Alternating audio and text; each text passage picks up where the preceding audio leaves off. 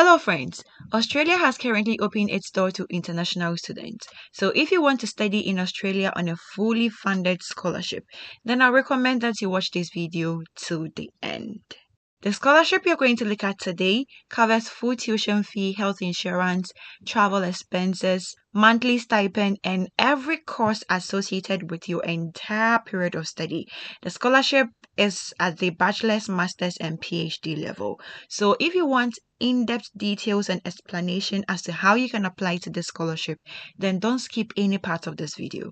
Let's get into it.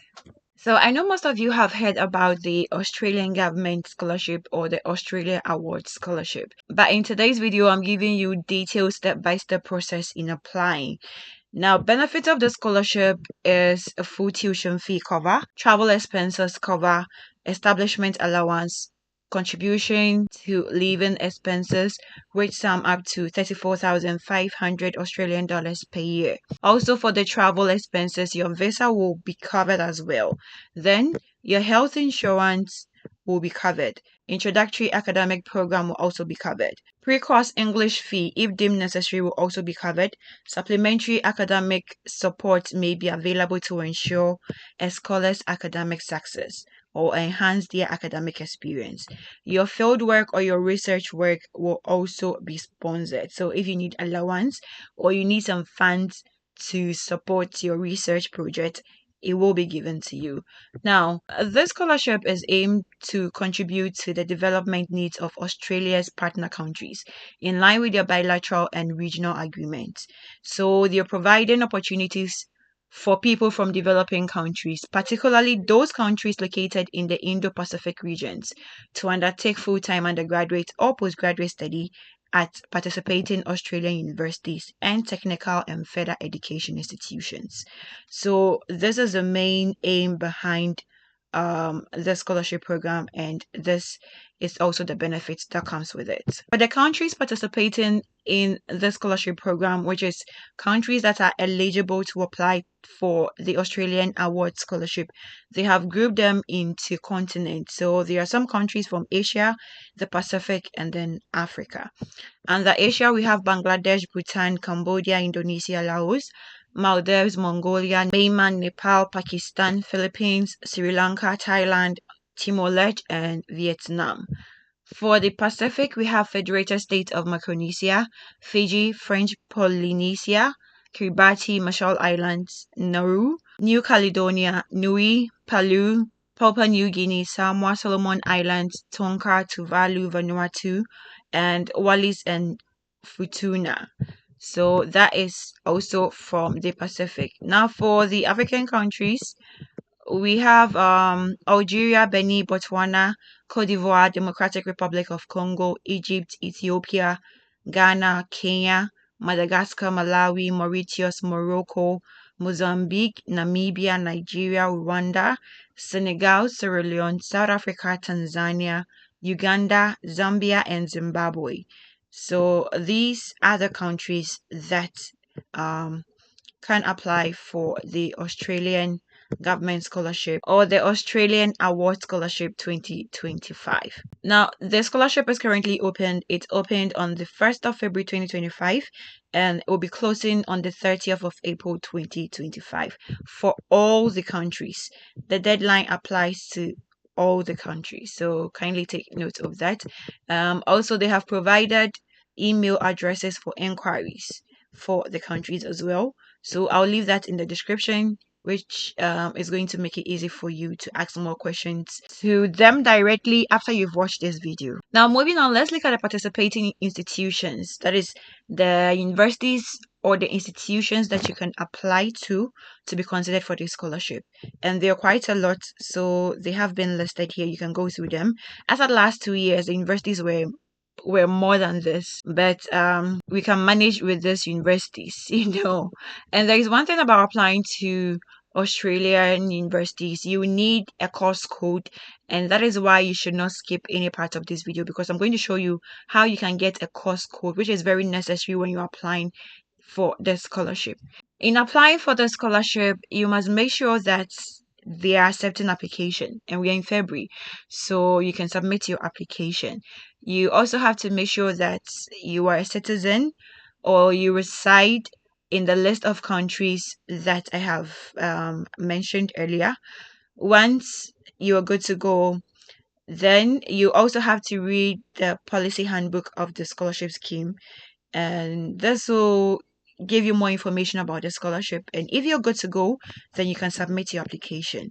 Now, there are two ways you can submit your application, either through the online system or by post. And that is being determined by the country of residency or citizenship. So, depending on where you're coming from, will determine how you are supposed to submit your application. I'll take you through how you can do the online application. I mean, the step-by-step process in submitting your application. And for those who are applying by mail, when you go to your country specific requirement, a postal address will be there for you to submit your application through. So no need to worry about that.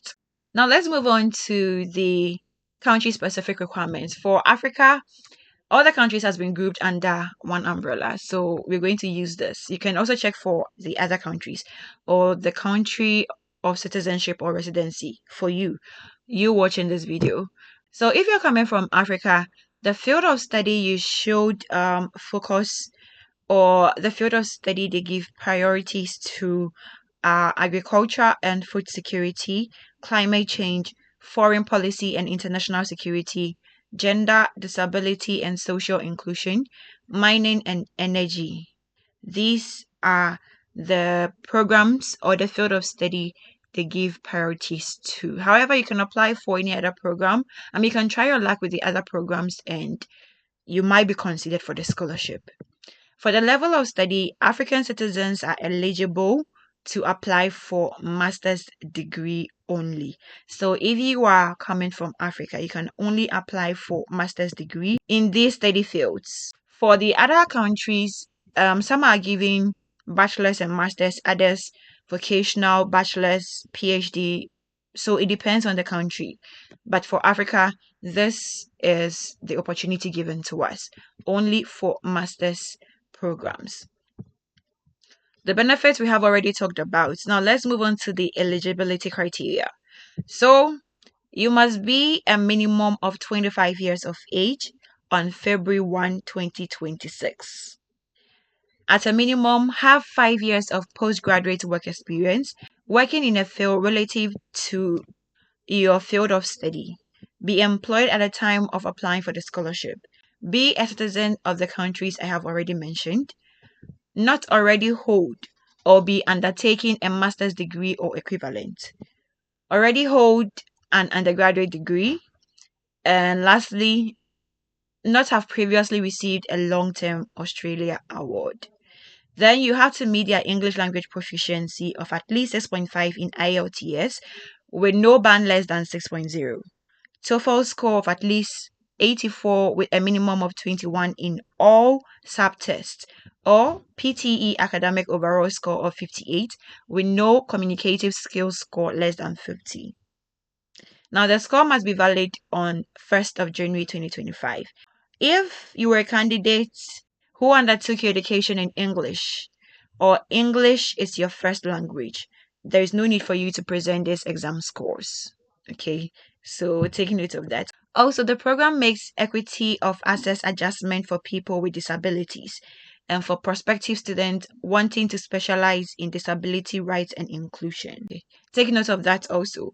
For the application date, we've looked at that.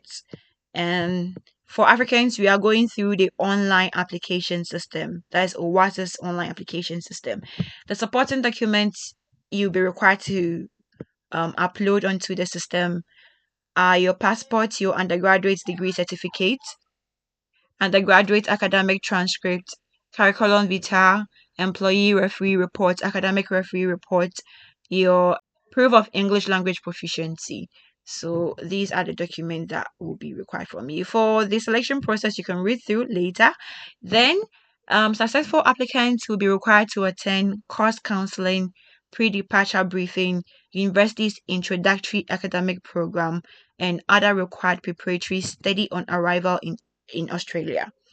So you look at that also. So if you want more inquiries about it, you can write to this email address and they'll respond to you, to this email address, and they respond to you. Or you can call any of the contact numbers here, they'll respond to you. Now let's move to the step-by-step process in applying through the OASIS, or the online application system. So first of all, you have to open your internet browser and navigate the website. I'll leave a link of the website in my description box to make it easier for you. This is the interface of the online application system. That's how it looks like. Okay, so first you will have to register because you're new to this. So you first have to register. And once you have registered, the information they will require from you in registering is your email address, your family name, your given name, date of birth, and then your contact number. Once this has been filled, an email will be sent to you with a temporary password. So you will have to go back or return to the OASIS platform and then enter your email address and then the temporary password that was given to you to access the main application system, or for you to start your application. So in starting your application, it's basically answering personal questions about yourself. It's in stages, okay? So they require personal details of yourself, contact, your education, and all of that. So it's very simple. It has been listed here. So your personal details, your contact, your spouse, if you have. This scholarship supports dependents. So if you have a spouse, if you have children, you can also list it or mention it when filling the form. Then an emergency contact detail is also required. Then if you have been given previous scholarship from Australia, you can also list it here.